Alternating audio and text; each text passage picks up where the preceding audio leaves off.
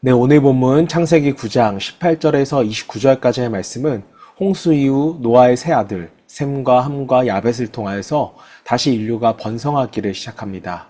자, 이때 농사를 시작한 노아는 포도주를 마시고 취하여서 장막 안에서 벌거벗은 채로 잠들게 됩니다. 자, 아버지의 허물을 본 함과 달리 셈과 야벳은 뒷걸음질하여 들어가 아버지의 허물을 덮어줍니다. 자, 우리는 다른 사람의 허물을 발견했을 때 어떻게 해야 할지를 묵상하면서 함께 말씀을 읽어보도록 하겠습니다. 방주에서 나온 노아의 아들들은 셈과 함과 야벳이며 함은 가나안의 아버지라. 노아의 이 세 아들로부터 사람들이 온 땅에 퍼지니라. 노아가 농사를 시작하여 포도나무를 심었더니 포도주를 마시고 취하여 그 장막 안에서 벌거벗은지라. 가나안의 아버지 함이 그의 아버지의 하체를 보고 밖으로 나가서 그의 두 형제에게 알림해 셈과 야벳이 옷을 가져다가 자기들의 어깨에 메고 뒷걸음쳐 들어가서 그들의 아버지의 하체를 덮었으며 그들이 얼굴을 돌이키고 그들의 아버지의 하체를 보지 아니하였더라. 노아가 술이 깨어 그의 작은 아들이 자기에게 행한 일을 알고 이에 이르되 가나안은 저주를 받아 그의 형제의 종들의 종이 되기를 원하노라 하고 또 이르되 셈의 하나님 여호와를 찬송하리로다. 가나안은 셈의 종이 되고 하나님이 야벳을 창대하게 하사 셈의 장막에 거하게 하시고 가나안은 그의 종이 되게 하시기를 원하노라 하였더라. 홍수 후에 노아가 350년을 살았고 그의 나이가 950세가 되어 죽었더라. 네, 오늘은 허물을 덮어주는 믿음이라는 제목으로 말씀을 묵상하겠습니다. 자, 오늘 말씀은 홍수 이후 노아의 가정에서 일어난 한 사건을 보여줍니다.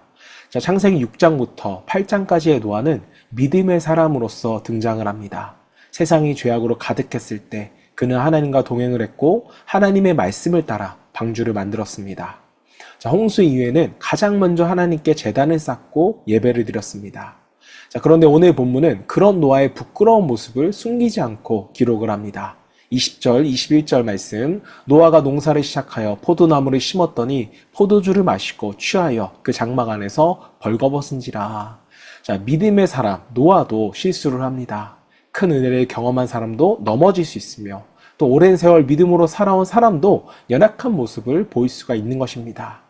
자, 성경은 믿음의 사람들을 완벽한 사람으로 묘사하지 않습니다. 이것은 그들의 실수를 정당화하기 위한 것이 아니라 인간이라면 누구나 연약하고 또 하나님의 은혜 없이는 살아갈 수 없다라는 사실을 우리에게 보여주기 위함입니다. 자, 그러므로 오늘까지 우리의 믿음을 지켜왔다면 그것은 내가 강해서가 아니라 하나님께서 나를 붙들어 주셨기 때문입니다. 자, 오늘 말씀에서 중요한 것은 노아의 실수만이 아닙니다. 더 중요한 것은요, 노아의 허물을 발견한 세 아들이 어떻게 행동하느냐입니다. 자, 22절, 가나안의 아버지 함이 그의 아버지 하체를 보고 밖으로 나가서 그의 두 형제에게 알림해. 자, 함은 아버지의 허물을 보고 그것을 두 형제에게 알렸습니다. 아버지의 부끄러움을 덮어주기보다 드러내는 쪽을 선택한 것입니다. 자, 우리도 살아가면서 다른 사람의 부족함을 발견합니다. 가정에서도 발견하고 교회에서도 발견하고 또 일터에서도 발견합니다. 가까이 지낼수록 장점뿐만 아니라 약점과 실수도 우리는 보게 됩니다.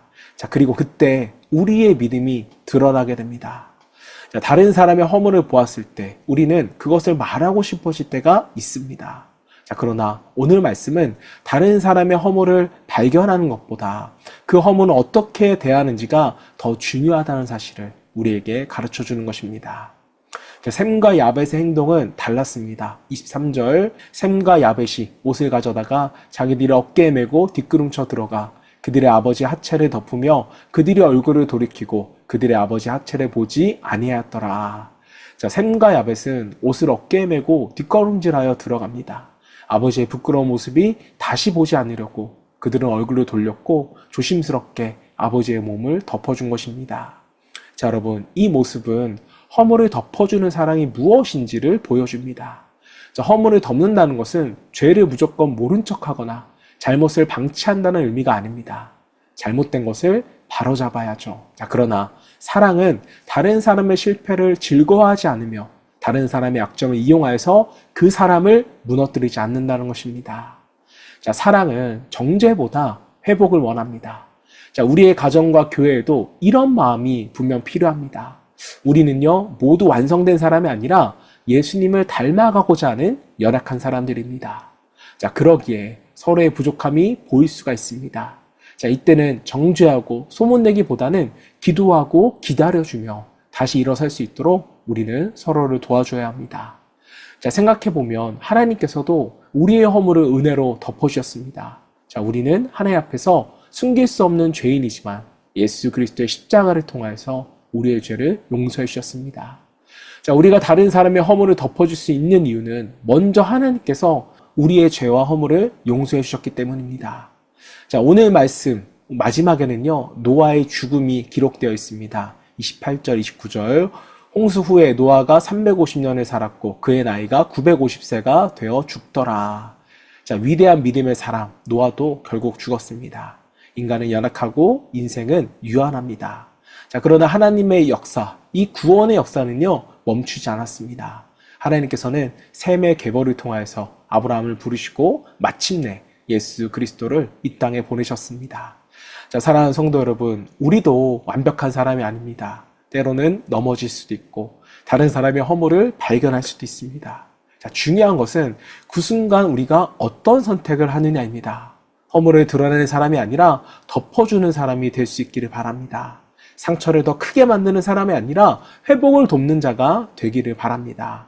하나님께서 우리의 허물을 은혜로 덮어주신 것처럼 우리도 서로의 연약함을 사랑으로 품어주는 믿음의 사람, 공동체가 되기를 주님의 이름으로 축원합니다.